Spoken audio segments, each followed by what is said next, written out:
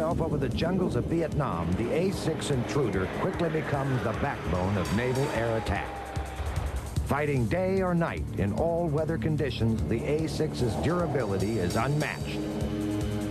25 years later, it will wreak havoc over the sands of Iraq.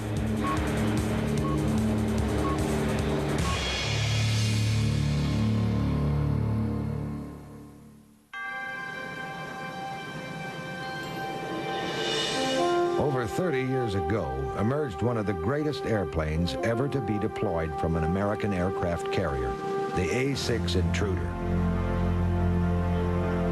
Primary mission is day CQ, and secondary mission is day flight time. Today, a new generation of Intruder pilot prepares for a mission aboard an aircraft that was designed before most of them were born. This is Attack Squadron VA-34. V stands for fixed wing, A for attack. The men are being briefed one level below the flight deck where a flurry of activity is already underway. The planes are given final preparations as the rescue helicopter is launched. All day it will hover next to the ship, waiting for a disaster that all hope will never come. For the naval aviator, nothing is ever routine. If the pilot gets a cold cat shot, he will have less than a second to decide whether to attempt to power out of his predicament or to leave his multi-million-dollar aircraft behind in a life-saving ejection. Upon landing, he must guide his aircraft on a precise descent to safety. Too high, and he will be forced to plunge downward at the last moment, most likely snapping his landing gear. Too low, and he will hit the back end of the ship. Too far to the right, and he hits the control tower. Too far to the left, and $100 million worth of aircraft will go up in flames. Like all naval aviators, the men of Attack Squadron 34 face this challenge twice a day. But because they fly the all-weather A-6 Intruder, they are expected to carry out their mission even when massive waves come crashing over the 60-foot bow.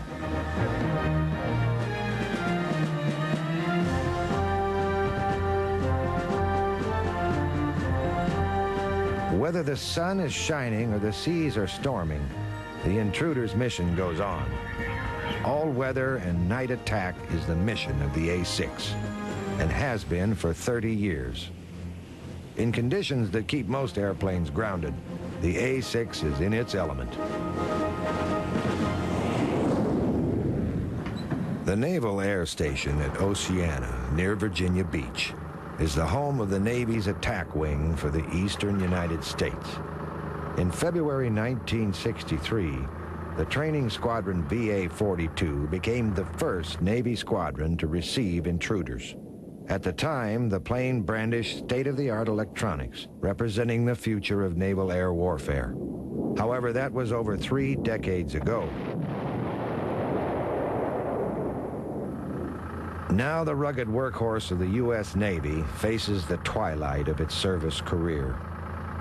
The fact that the Intruder has lasted as long as it has is a surprise, even to those who flew it in its early stages.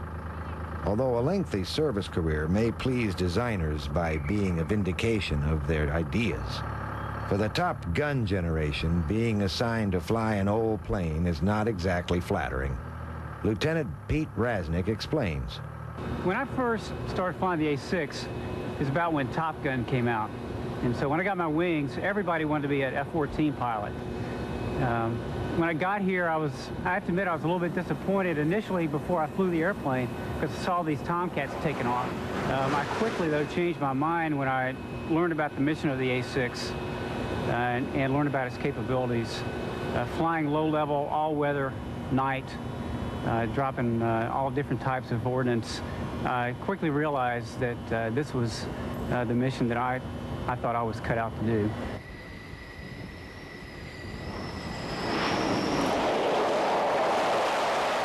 I was initially a little disappointed, but once I got here, saw the mission, saw what was involved, you get a real hands-on, get to see your results right away, the bombs hit the target, and what have you.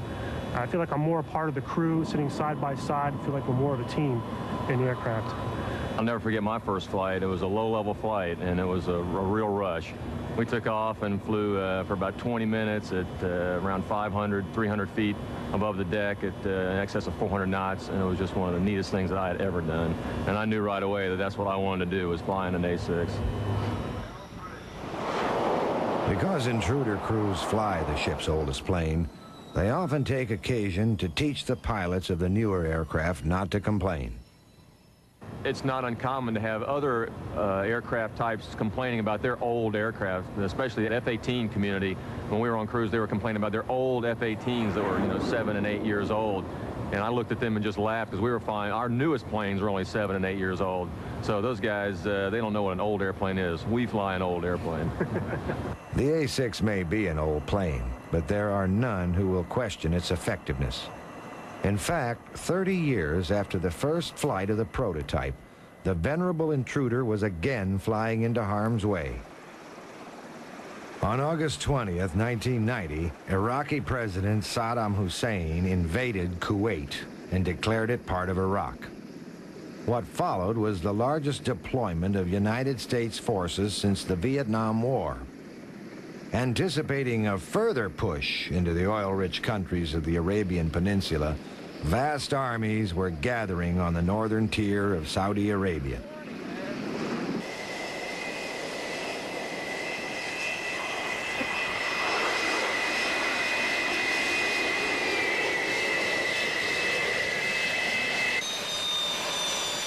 For the U.S. Navy, conflict in the Persian Gulf was nothing new.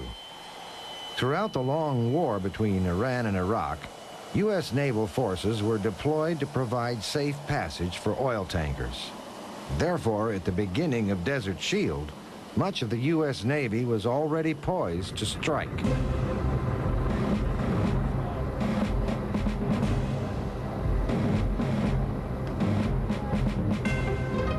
As the January 15th deadline approached, most of the world waited in uncertainty. However, military leaders were fully aware of the strategy to be taken if Saddam did not withdraw from Kuwait. Massive and relentless airstrikes. For this policy of overwhelming the enemy with air power, the A-6 Intruder was perfect. It carries a massive payload by any standard. In fact, it can carry more bombs than any other plane in the Navy. However, the Intruder does not have the luxury of operating from vast runways as does the large Air Force bombers, but it must always return to its home at sea.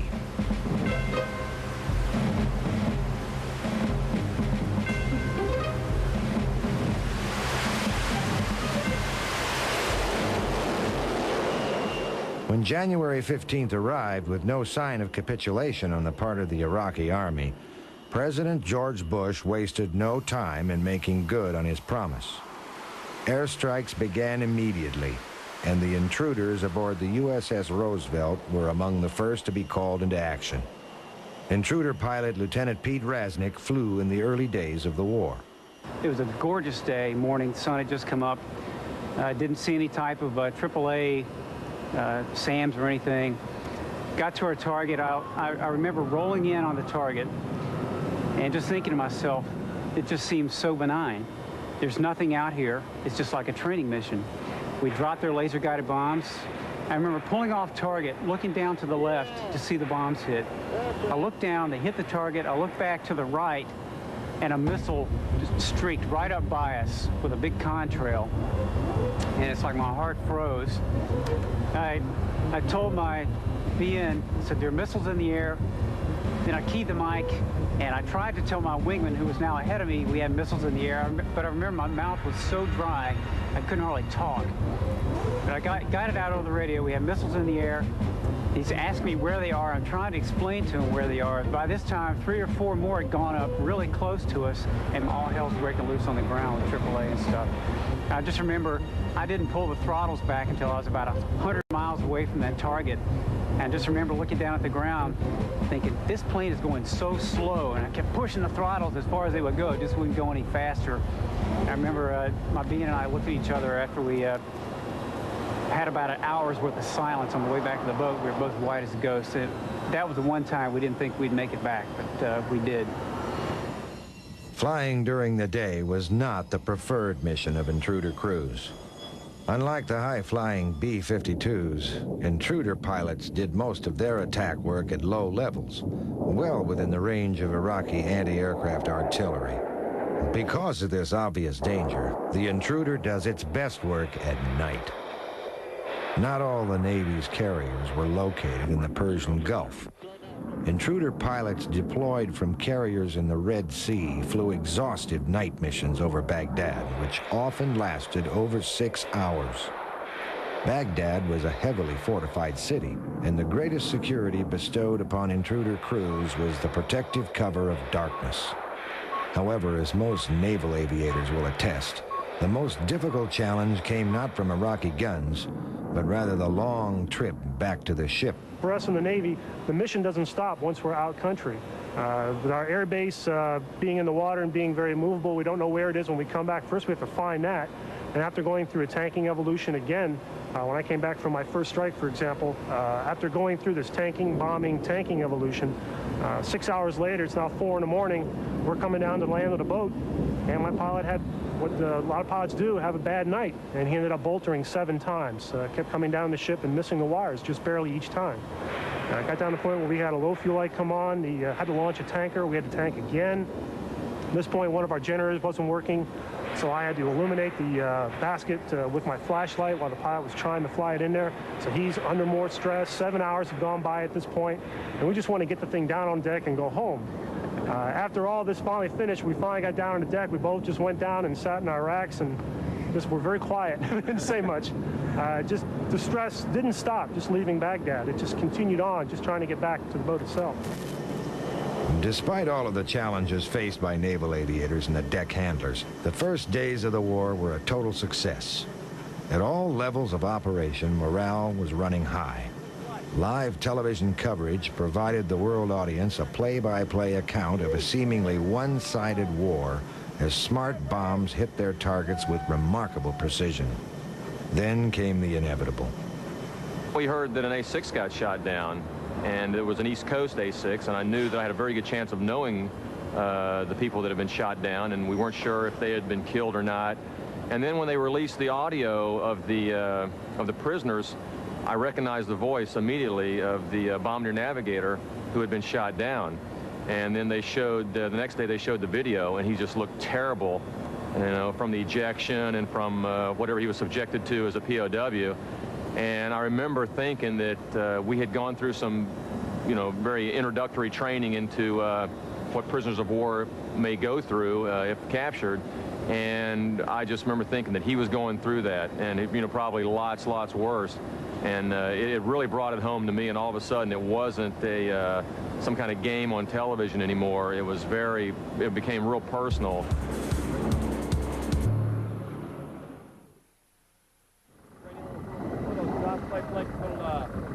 Fear of being shot down is paramount on the minds of all aviators flying into harm's way. But for the naval aviator, it is only one of many uncertainties. Their ever-moving airstrip can itself be a more difficult target than any Iraqi bridge or Scud bunker. With zero margin of error, the naval pilot must put hook to wire with an accuracy greater than any of the laser-guided technology at his disposal. The war in the Gulf was the first combat experience for most of the men who fly the A-6 Intruder. However, combat is nothing new for the aircraft itself. In fact, a quarter century before the outbreak of the war in Iraq, naval pilots of an older generation were flying the Intruder over a dangerous land far from home. In June of 1965, the USS Independence was making its way around Cape Horn, through the Indian Ocean, and on to the unsettled seas off Southeast Asia. As the utmost extension of U.S. foreign policy, the carrier battle group was again en route to provide what diplomacy could not. All the information on the board here. All right, now we'll get into Of the several squadrons aboard the Independence, VA-75, the Sunday Punchers, held a unique distinction. They were the first squadron to fly the U.S. Navy's brand new state-of-the-art attack aircraft, the Grumman A-6 Intruder. Most of the men in VA-75 had previous experience in older A-4 Skyhawks and A-3 Sky Warriors. So for them, the new assignment was exciting. The Intruder was the most advanced aircraft aboard the ship. The heart of its electronics was the digital integrated attack and navigational equipment, more affectionately known as Diane. The plane's sophisticated interior seems in contrast to an airframe that looks more like a tadpole than a naval attack plane. But the Intruder airframe was designed with a purpose: tremendous strength and weightlifting capability. This sturdy body, coupled with its sophisticated electronic guts, provide a devastating combination.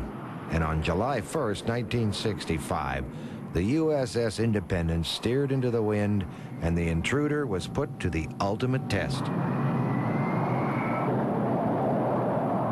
All Intruder attack missions in Vietnam involved many other support aircraft. The Grumman E-2 Hawkeye kept everyone aware of the presence of unwelcome MiGs. Any MiGs in the area became the responsibility of the mighty F-4 Phantom. The Intruder has absolutely no air defense capability, making it highly vulnerable to attack from an enemy aircraft. Therefore, an Intruder never flies into combat without fighters in the vicinity. Many unfortunate North Vietnamese pilots would soon realize the Phantom was deadly proficient in this role. So proficient, in fact, that not one Intruder was ever lost to an enemy aircraft.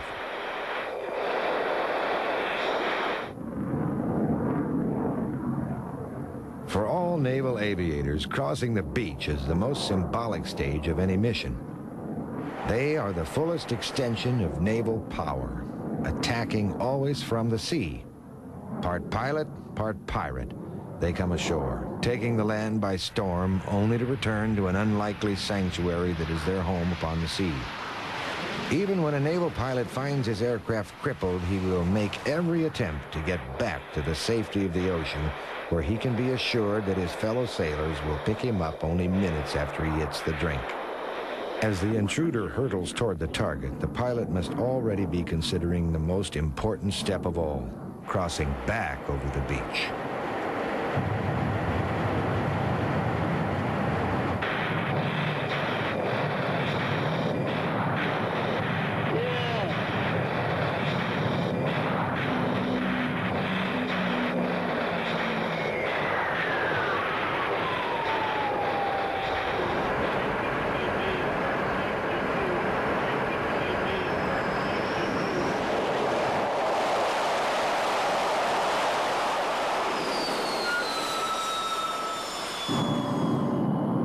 Early Intruder missions were carried out against highways and bridges just south of Hanoi. It was clear from the beginning that North Vietnam was a dangerous place to fly. Well-entrenched anti-aircraft artillery was a constant threat, especially to the low-flying Intruders. To make matters worse, the Sunday punchers had to deal with a variety of other problems. The extremely hot temperatures and high humidity had an adverse effect on the plane's electronics and radar reliability. This problem was aggravated by the inaccuracy of the early maps of Vietnam. Some of these early maps were as much as 3 to 4 miles in error. However, the most serious problem faced by Intruder crews in the early days of the Vietnam War was related to the separation of the bombs from the bomb racks. The mechanical bomb racks had a devastating tendency to ignite the bombs while still under the wing of the plane. This problem had to be fixed immediately and was resolved with the addition of bomb ejection systems built by the Douglas Company, but not before 3 Intruders were lost. Donald V. Becker, now a Rear Admiral in the U.S. Navy, was forced to eject when a bomb exploded under his wing in July of '65. Like many Intruder pilots in Vietnam, he would not make it back over the beach. I told Don Eaton, my bomber navigator, I said, we're going to have to get out. And I said, eject, slapped his leg, and he ejected, and I followed 2 seconds thereafter. We watched the airplane. He floated over this way. He was a light young guy, 135 pounds. I was 200 pounds. And he floated down like a leaf, and I floated down like a ton of rocks. When I looked down, the men were coming out with their rifles, the soldiers ready to capture me. So as soon as I hit the ground, which was in a rice paddy area, I got rid of my parachute, got rid of my helmet, and looked up the hill where Don was still coming down. I couldn't go up that hill. It was a big grassy hill because the enemy was coming from this way. I turned around and looked this way, and there was a big jungle mountain. So I had to run through the rice paddy into the jungle area, and I found an animal den of some sort, a tiger hole or something, and crawled in that and waited until sunset, until nightfall, and then I evaded up the hill. But there were people all around looking. I could hear people within 20 or 50 feet of me. A safe ejection and ultimate rescue has given Rear Admiral Becker a deep appreciation of those unsung heroes of naval aviation. The parachute rigger is trusted with your life. He is the one that packs your parachute. You never appreciate him until you have to use it. Also the AME, they call them, the aviation structural mechanic, who is responsible for the seat to operate properly. So you never appreciate those people until you have to use it. And then we came back and we bought each of the parachute packer. We had to find out who packed the parachute, and we had to buy him a bottle of whatever he drank. The rescue of downed intruder pilots is often fraught with difficulty. On one occasion, a Marine A-6 pilot was on a bombing mission over the Ho Chi Minh Trail when a surface-to-air missile crippled his plane. The bombardier navigator was killed, and the pilot was forced to eject into the inhospitable jungle below. North Vietnamese troops, aware that the pilot was present in the area, awaited the arrival of the rescue team in the hopes of striking an even greater blow to the Americans. The rescue force knew a bad situation when they saw one. Enemy troops had enveloped the pilot on 3 sides, and they needed him to travel east before he could be safely rescued. However, the problem was how to relay this message to the pilot without it being intercepted by North Vietnamese listening to the same radio frequency. Then one of the rescue pilots came up with an ingenious solution. He created a message that only a naval aviator could understand. The message stated, "We think you need a cat before we can give you your trap. The wind is in the first 3 of your SSN. Cyclic ops is now. Do you understand?" The message simply stated that the pilot needed to catapult to a new location before he could be trapped, meaning to be safely rescued. The first 3 digits of the downed pilot's Social Security number happened to be 090, which is due east, the direction the rescue forces wanted him to go. After 4 days in the jungle, the young Marine pilot was finally rescued.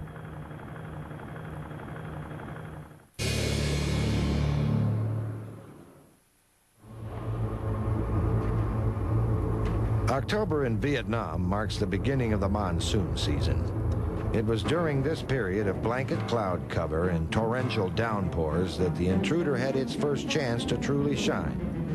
Enemy troops, once given a reprieve from air attack when the monsoon rain set in, could now expect to be hit in the worst of all weather conditions. The bad weather capability of the A-6A came both from the strength of its airframe and the power of its electronics. The digital navigational equipment gives the pilot and his bombardier navigator a clear view of the terrain on an onboard display screen deemed almost space age in 1965. On a sunny day, this display is almost redundant, but in bad weather, it gives the Intruder crew a powerful advantage. Deeply enshrouded in a thick layer of clouds, the Intruder is in its element. Hurtling headlong through the monsoon rains, the bombardier navigator fixes on a target that the 2 men will never see with their own eyes. The Intruder is not a very fast aircraft, and its unelegant airframe has given it the dubious distinction of being the ugliest plane in the Navy.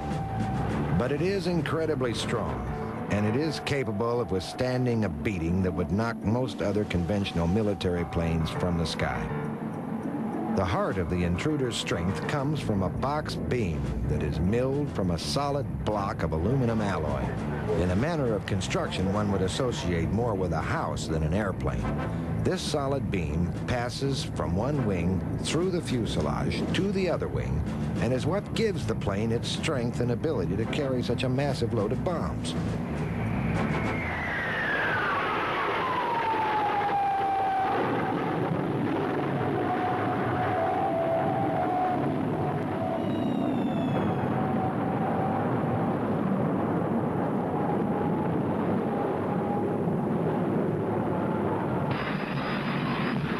The effectiveness of the Intruder in all weather conditions pleased no one more than the Marines on the ground. In the past, bad weather had meant the absence of close air support. As the clouds moved in, the men on the ground could be certain of one thing: they were on their own. With the A-6 now in the fleet, those days were over. The Marines could now expect full air cover anytime, any weather. 8 o'clock, remember.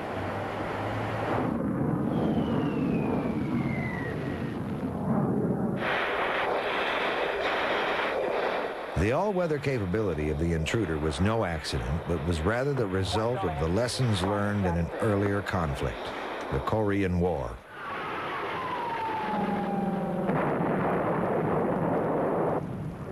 The conflict in Korea saw the largest deployment of U.S. ground forces since World War II. From the Incheon landing and on throughout the entire war, troops on the ground depended on air cover to survive. For the U.S. Navy, Korea was the perfect tactical environment. It was a peninsula that could be enveloped by carrier task forces on 3 sides. The A-1 Sky Raider was the Navy's workhorse attack plane during the entire war. However, the volatile weather over Korea exposed a weakness that frustrated military planners. Aircraft could simply not operate effectively in bad weather. And in the winter of 1951, U.S. carriers often spent more of their time steering around snowstorms than they did launching planes. With these lessons learned, the Navy made clear its need for an all-weather attack plane.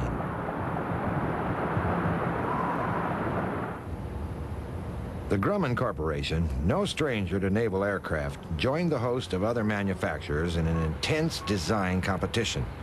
In 1957, they built a full-scale mock-up of their prototype, and a year later, they were given a $100 million production contract.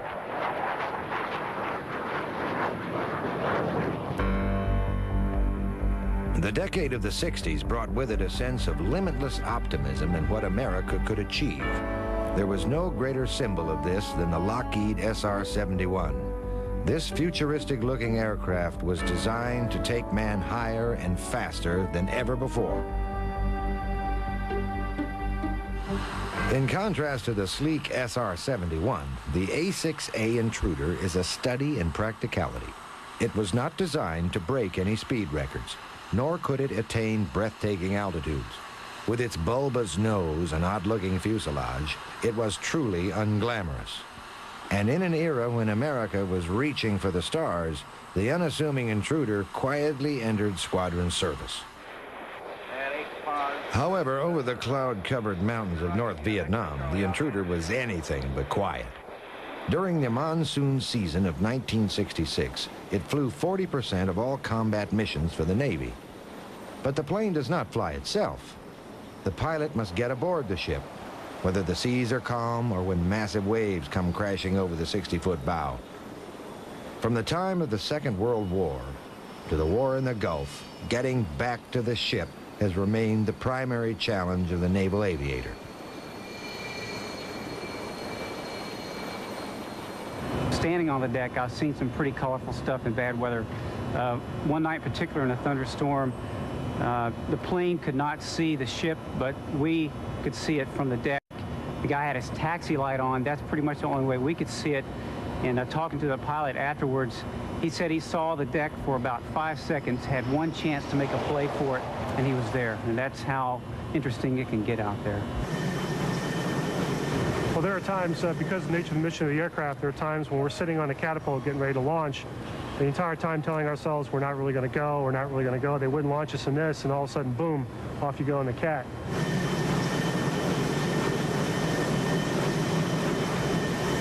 We were working off the coast of Puerto Rico one night in workups for our cruise, and it was a dark night, like it always is at the ship, and we ran into a thunderstorm. So we knew what was coming for us, and when it was our turn, we got to the point where we were supposed to call the ball, and we had to call Clara, meaning we could not see the landing environment, we could not see the ball. And the LSO, the landing signal officer, saw us and heard us. He gave us a couple calls. The pilot responded immediately, and about 5 or 6 seconds later, he finally saw the ship. I never did see the ship. Right before we landed, I just remember seeing a rush of lights come up. We slammed into the deck, hit real hard. We got aboard, trapped, shut down, and that was the most memorable landing I've ever had. And if I don't ever have another one as a pilot, that'll be fine with me. That's fine.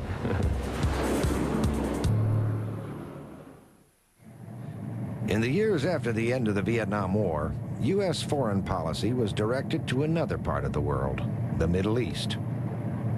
4 years after the fall of Hanoi, an Islamic revolution swept Iran. Then the war in Lebanon erupted, and the disturbing rash of terrorism that followed demanded the attention of the U.S. Navy's Sixth Fleet. On December 3rd, 1983, an F-14 Tomcat was taking pictures of suspected terrorist headquarters in Lebanon when a surface-to-air missile streaked past it. The F-14 knew that this was no ordinary SAM. It was the Soviet-built SA-7 heat-seeking variety, which posed a threat to even the most sophisticated of aircraft. The presence of these missiles caused grave concern to the United States, and that night the Reagan administration issued a retaliatory strike order against terrorist strongholds in Lebanon. The strike would be handled by the aircraft carrier USS Kennedy to avoid involving any other country by using their airstrips. The aircraft chosen to carry out the attack was the A-6 Intruder.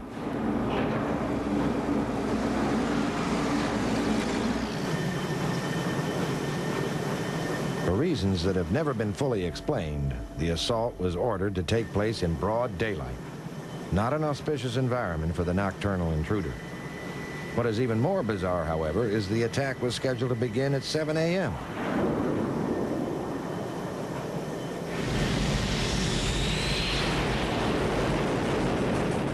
Flying in from the west, the pilots would have the morning sun in their eyes, while the Syrian artillery gunners would have the sun at their backs.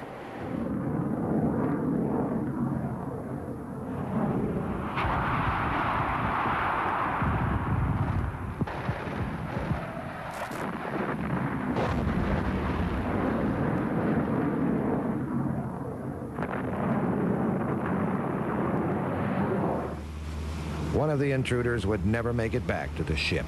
The plane was hit by a Soviet-built SAM while diving towards its target. The pilot was killed sometime after the ejection, and the bombardier navigator taken as a hostage. None of the men involved in the attack had chosen to leave early in the morning. That decision had come from Washington, far from the familiar carrier decks of the Sixth Fleet.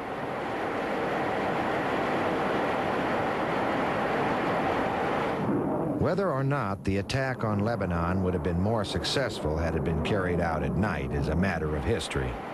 What is certain, however, is that all intruder crews undergo intensive training in mock night attack missions.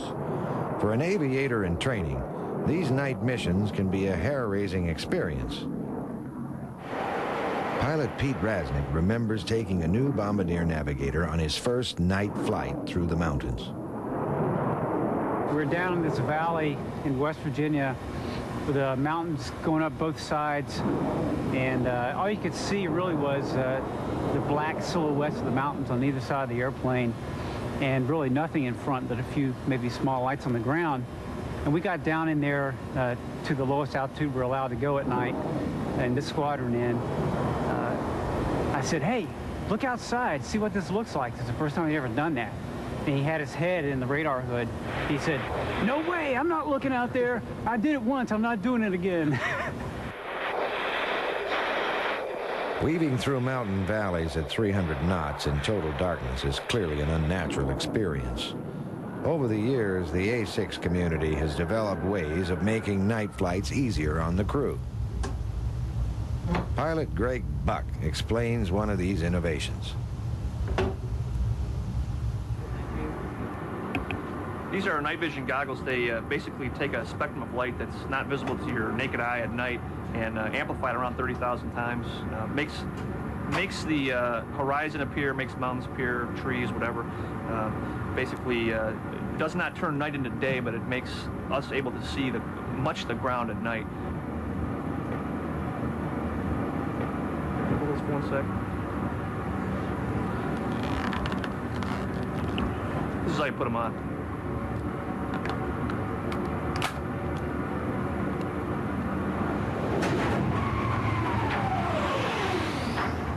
Another helpful innovation used by this second generation of intruder pilot is the simulator. Although this simulator can introduce the trainees to the fundamentals of flight, there is no substitute for the real thing.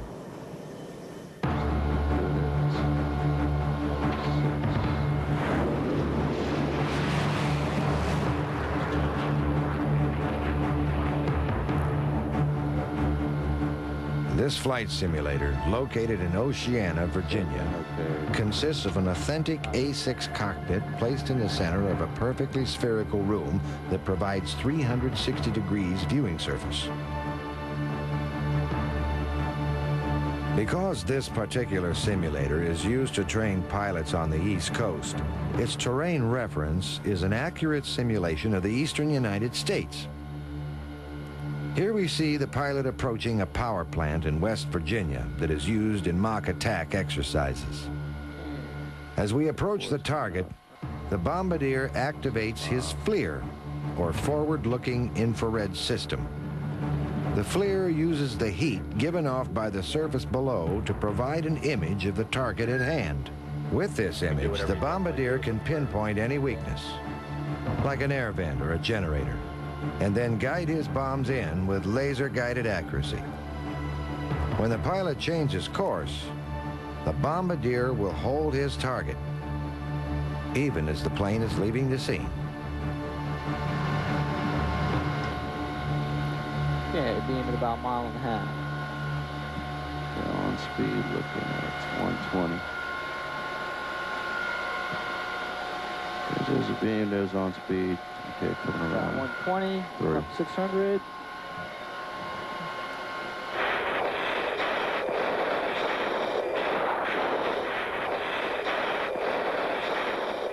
As with real Navy flight operations, the carrier landing is the most difficult stage of this simulated flight. However, a mistake on the simulator simply results in more training. In reality, the smallest mistake means disaster. Coming through 400.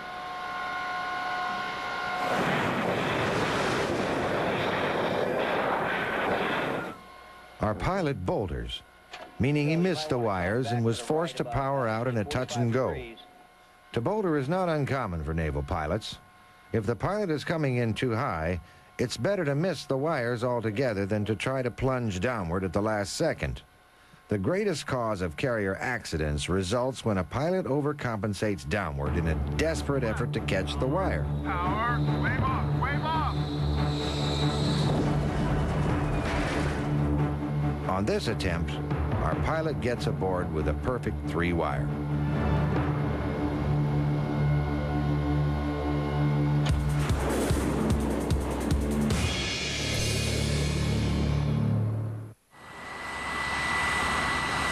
In over 3 decades of service with the Navy, the Intruder has undergone a continuous phase of improvements to keep pace with modern technology.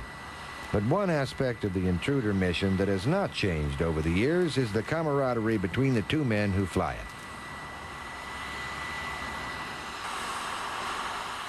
it. In the Intruder, Knowing the person you fly with is as important as knowing how to operate the plane. Bombardier Mike White knows the value of this relationship. The importance of flying with the same person on a regular basis can't be overemphasized. Just the basic mechanics of flying itself, there's a lot involved, basic brief of takeoff procedures, landing procedures, and so forth. You fly with the same person, do the same routines over and over again. The two of you are used to that and pretty much know what the other person is going to do.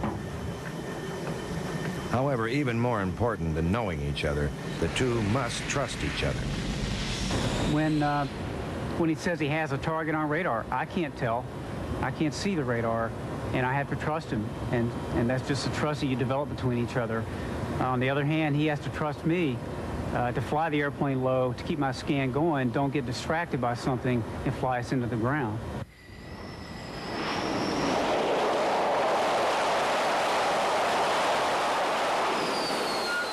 Trust is paramount in this aircraft, and the designers took that into account when they designed this aircraft by having us sit next to each other, and we'll fly down 200 to 500 feet in mountain valleys in the pitch black, and that elicits a lot of trust between the two, because I can't be looking at the radar and he can't be watching exactly what I'm doing. One of the reasons they pair us up is standard crews, so you get used to your crew members' idiosyncrasies, things like that. You know exactly what they're going to be doing, and they're very predictable, and you don't have to waste time guessing. Yeah, I trust him, or I wouldn't fly with him. In fact, I trust any of the pilots that are in this squadron, that I've flown with. If I guess for whatever reason I didn't, I wouldn't fly with them again. In the years to come, most of these two-man crews will be split up as the Intruder is slowly phased out of service with the Navy. Although it proved effective in the Persian Gulf, the austere physical environment of the 90s leaves little room for aging military hardware. You fly an airplane for 7, 8 years, 1,500 hours in it, you're going to develop some type of attachment to it. Yes, we all wanted to fly Tomcats, that's when Top Gun came out, but I've really learned to love the mission. Really regret seeing it go. Yes, the capabilities are behind what we can make and what else we can use out there. But it's going to be sad to see it go. We're flying an airplane that's the same age I am. My parents are always concerned about the fact that they're afraid things are going to fall apart around me. But other aircraft, we see them come and go. We see them complaining about their maintenance problems and their shortcomings. But we always seem to make do what we have in the A6 community. We always seem to overcome any obstacles that are thrown in front of us. We're used to having to fight all the time instead of having things come easy. And I think the airplane is still very capable and still has very much a part of our nation's defense.